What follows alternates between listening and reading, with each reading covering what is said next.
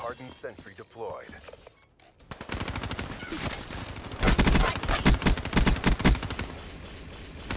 UAV ready Tango for tasking. down. Clear the turn. Sensors have captured your Be advised, hostile UAV incoming. System online. Bravo secure. Wait, awaiting orders.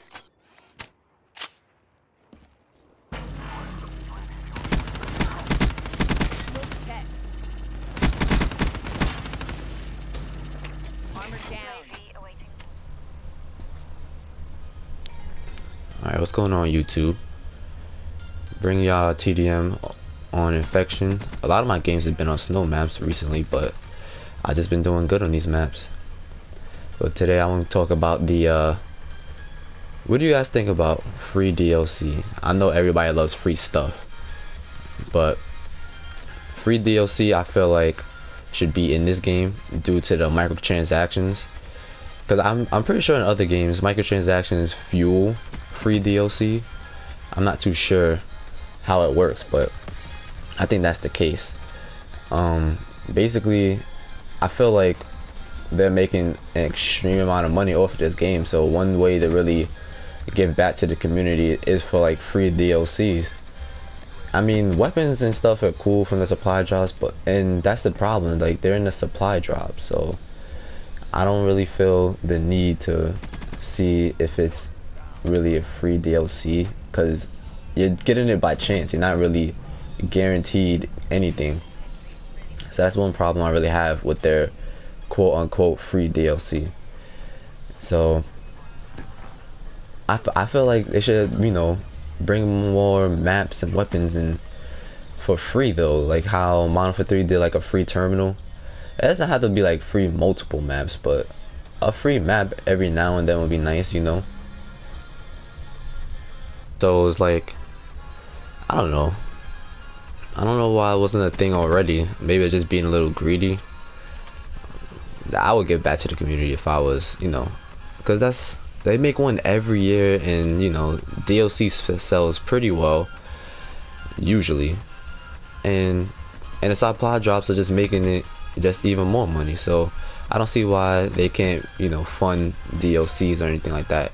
But if not free DLCs, then fund dedicated servers, and that's one thing this game has been needing for years. And the fact that this is one of the games that still don't have a dedicated service is a little absurd. It's like games that have a less of a following and, you know, a smaller community, even though Call of Duty community has shrunk over the years, it's still a really big community. Like when you see the release of Black Ops 3, you'll see that the numbers have increased because, you know, people have more faith in Treyarch than the other developers.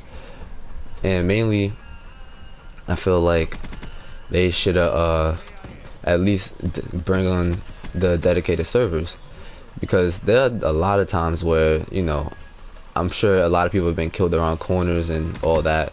The connection is good in this game, it's alright, but you know, no Call of Duty connection was ever really like perfect, and there's always a moment where there's a lag spike and it may cost you a kill, may cause you a death or whatever.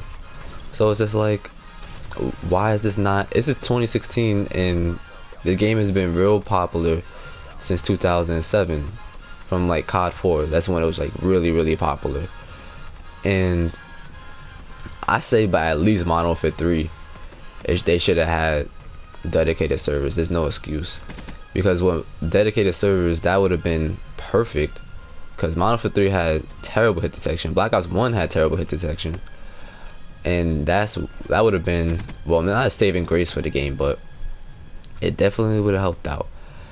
And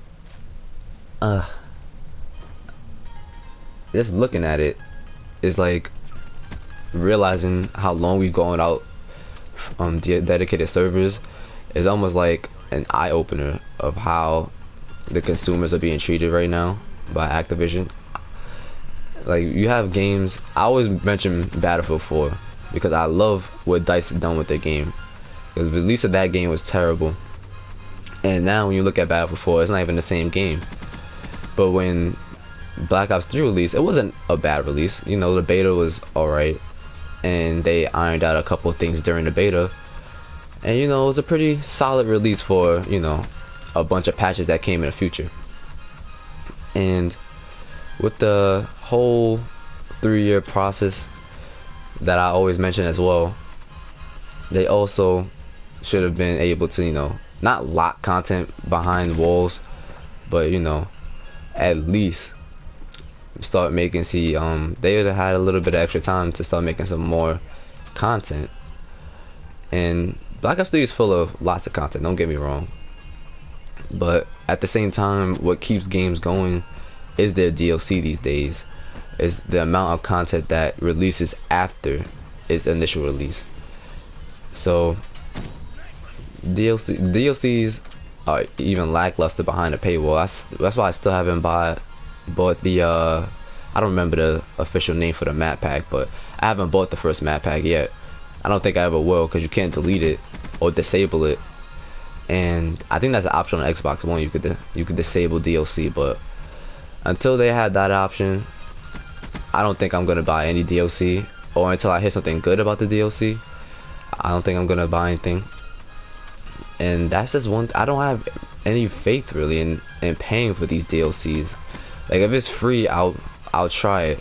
Well, anybody will try it because it's free, but at the same time, I just want to have faith in the DLC, because it's just a while, man, since I've really played a really good Call of Duty DLC. I think the last one I really enjoyed was like Black Ops 1 with Ascension. That zombies map, I don't remember the name of that DLC, but that's a long time ago. We're talking 2010, 2011, and it's been that long since I really enjoyed a DLC. But that's one that was worth paying for. But let me know what you guys think in the comment section. Do you really believe that free DLC is the way to go to keep the community happier than what they are now? I mean, weapons are cool, but what about maps to keep the game going?